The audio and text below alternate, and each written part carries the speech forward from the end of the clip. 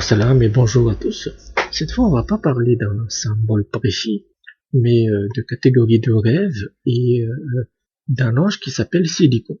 Donc, dans l'interprétation des rêves, vous avez trois catégories principales.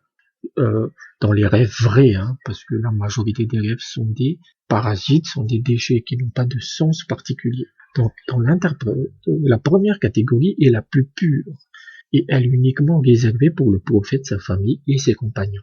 Ce type de rêve est prophétique, il se produira exactement tel qu'il est écrit. Actuellement, il n'y a personne qui est capable d'avoir ce type de rêve. Parfois, j'ai eu des gens qui disaient qu'il avait des rêves prophétiques, c'était un mensonge. Le second type de rêve est la réprimande par Dieu, c'est un avertissement. Voilà, c'est la colère de Dieu qui vient par ses intermédiaires. C'est donc dans les rêves d'avertissement et c'est plutôt de réprimande, c'est pas des avertissements, c'est vraiment voilà une réprimande. Ça peut être le prophète lui-même, vos parents musulmans ou toute autre personne qui a une autorité religieuse légitime, c'est-à-dire qui est liée à l'islam en fait. Donc ça vient toujours par un intermédiaire. Cette deuxième catégorie peut se produire, mais elle reste rare. Moi, j'en ai vu très peu, en fait. Une réprimande directe, ça reste assez rare.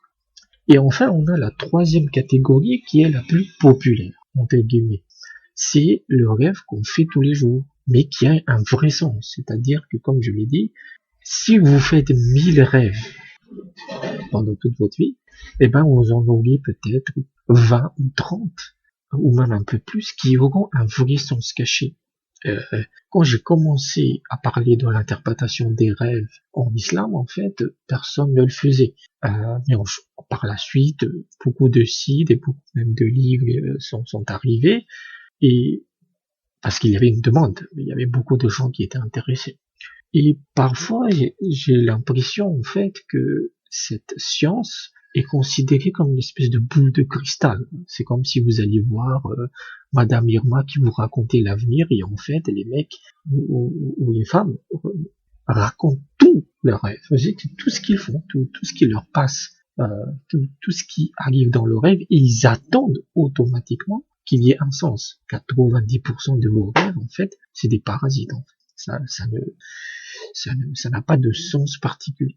Et pour être tout à fait honnête, parfois je suis obligé de donner un sens, même si je sais que le truc n'a pas de sens, parce que la personne ne comprend pas. Mais parfois vous avez des rêves qui ont un vrai message, parce que en fait, les musulmans croient en l'existence de l'âme comme toutes les religions.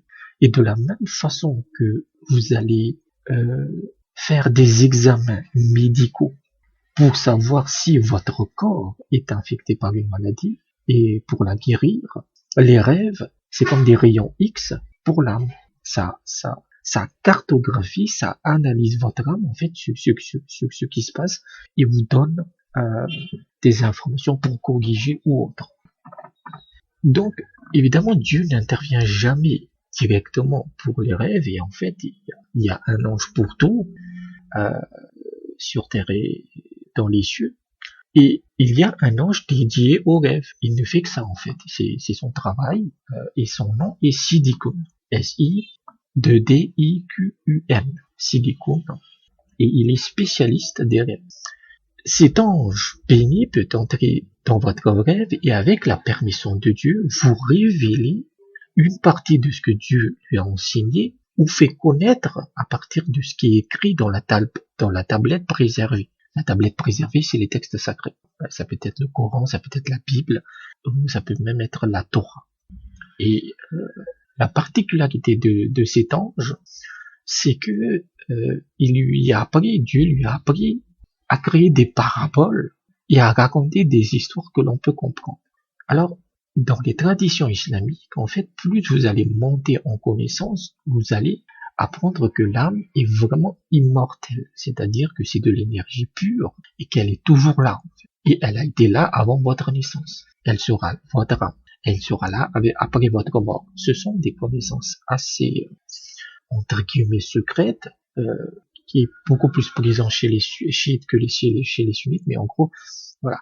Donc, l'âme, en fait, c'est la vérité absolue. C'est vraiment la vérité absolue, en fait. Et nous, en tant que mortels, nous ne pouvons pas accéder à cette vérité absolue pour différentes raisons. Voilà, on n'en est pas capable. Donc, comme il y a ce rêve qui arrive, ce rayon X, là, il y a une cartographie, il y a des interprétations qui apparaissent, en fait, et pour nous, c'est incompréhensible. On ne peut pas comprendre nos rêves, parce que c'est l'âme qui vous parle. C'est votre âme qui, comme c'est la vérité absolue, elle sait ce qui se passe. Elle sait exactement tout ce qui se passe, en fait, et tout ce qui se passera. Elle sait ce qui s'est passé, elle sait ce qui se passe, et elle sait ce qui se passera. Et elle essaie de vous envoyer des messages. Mais ces messages sont fondamentalement incompréhensibles. Et c'est là que l'ange Siddiqoun arrive, en fait, il va jouer le rôle de l'interpréteur. C'est un traducteur, en fait. Il va prendre les messages de l'âme et il va créer des histoires avec donc, désolé, il y a une petite coupure, donc j'en étais aux paraboles. Donc, cet ange Siddiqoun, Dieu lui a appris à écrire des paraboles et à raconter des histoires qu'on peut comprendre. Et ça, c'est très important à piger, en fait, parce que dans un rêve, comme je dis, il y a beaucoup de parasitisme, et même dans les vrais rêves.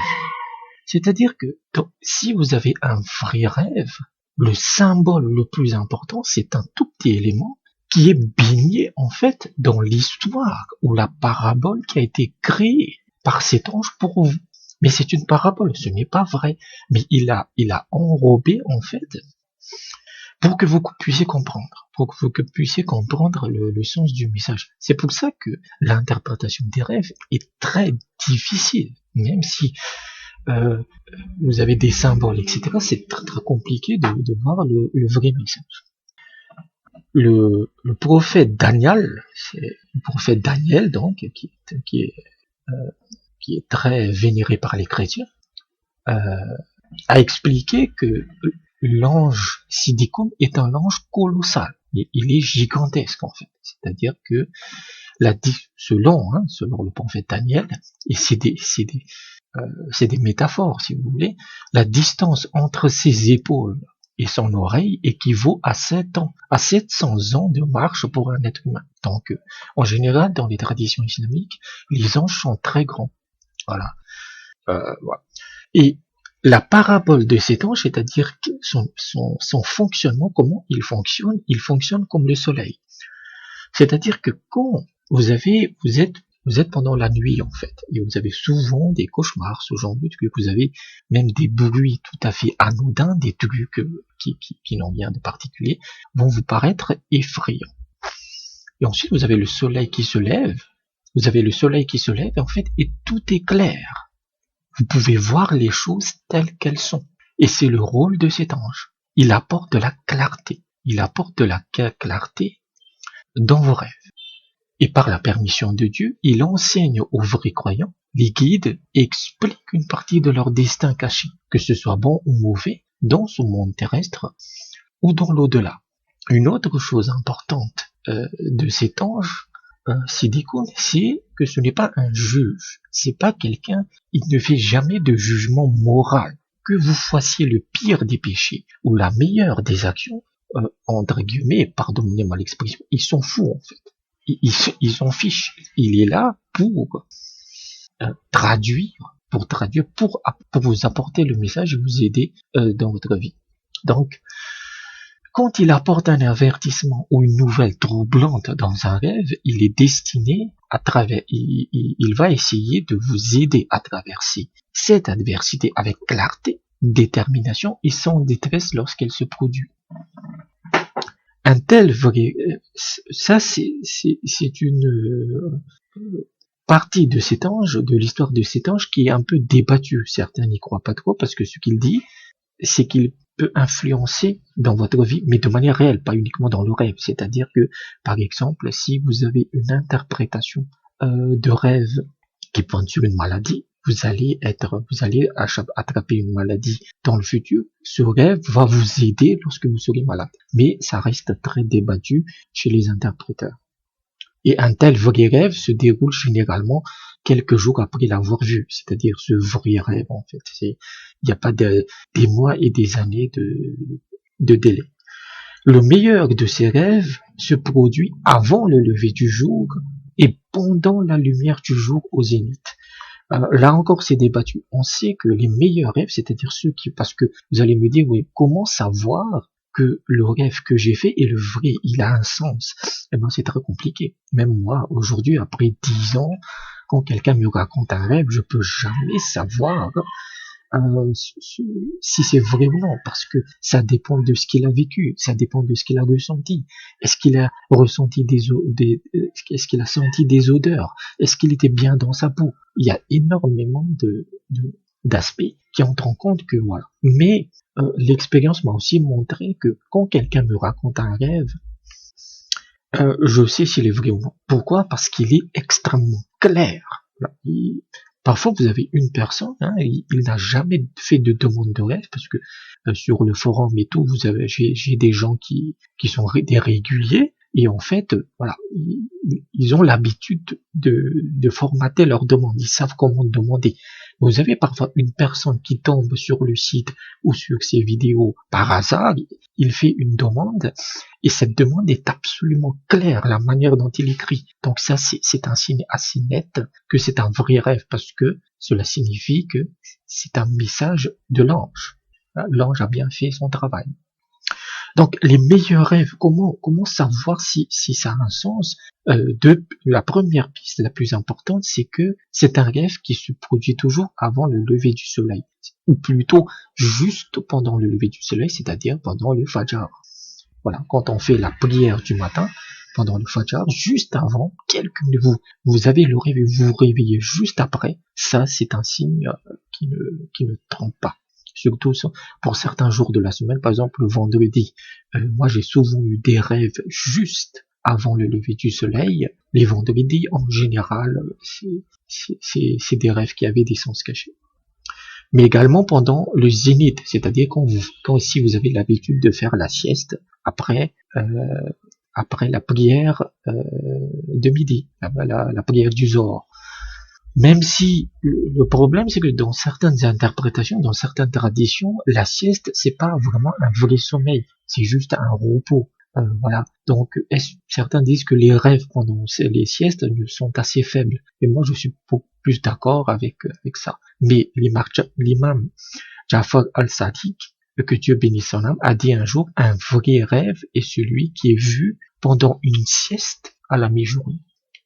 Donc, c'était important que je parle de cet ange Siddiqou, en fait, même si ça fait partie des traditions, des traditions islamiques, des histoires et des métaphores, du folklore de la religion islamique, mais c'est important. Parce que la manière dont il fonctionne vous permet de comprendre le fonctionnement des rêves et de ne pas croire tout et n'importe quoi et de ne pas publier tout et n'importe quoi. Donc si parfois j'en ai l'occasion, je ferai ce type de vidéo pour comprendre comment, parce que j'avais oublié ça, c'est que votre âme vous appartient. Voilà, elle appartient à Dieu, bien sûr, mais votre âme vous appartient entièrement. Il n'y a personne d'autre qui en est le propriétaire. Ce qui fait que quand l'ange Siddiqou vous envoie un message, c'est un message que vous pouvez comprendre, parce que sinon il ne le ferait pas. En fait. C'est pour ça que je parle à des histoires et des paraboles, c'est que c'est des paraboles et des histoires qui sont pertinentes pour vous, qui sont cohérentes avec votre expérience. Donc c'est pour ça que quand quelqu'un me décrit des rêves sans aucun contexte, j'ai du mal à piger parce que je ne sais pas ce qu'il a ressenti. Donc c'est tous vos rêves, vous-même, vous pouvez les interpréter. C'est pour ça que je fais ces vidéos. Les symboles sont juste une piste de départ et après vous construisez petit à petit. C'est pour vous donner la connaissance en fait. Donc voilà à peu près ce que je voulais dire à propos de l'ange Siddiqou. Que merci et à bientôt.